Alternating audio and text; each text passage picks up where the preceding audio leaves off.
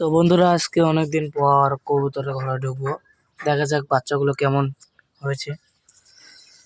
তো এই যে এখানে একটা বাচ্চা আপনারা দেখতে পাচ্ছেন। এই যে বাচ্চাটা অতটাও ভালো হয়নি আর কি, একটা বাচ্চা।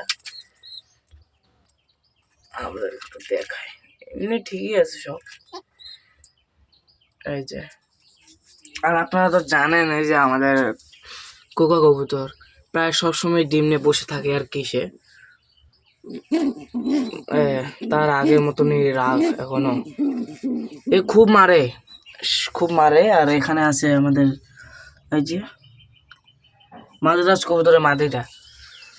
তো এখন হয়তো অত কবুতর ডিম বাচ্চা করেনি। আর ওই ঘরে একটা আছে, এই যে এখানে। আর আমাদের লক্ষ্য কবুতরটা অসুখ হয়েছে অনেক, প্রায় অনেক দিন ধরে সর্দি। আপনাদের যদি কারো কাছে সর্দি কবুতরের ওষুধ থাকে তো অবশ্যই একটু বলবেন কমেন্টে। তো আমি পাচ্ছি না আর কি।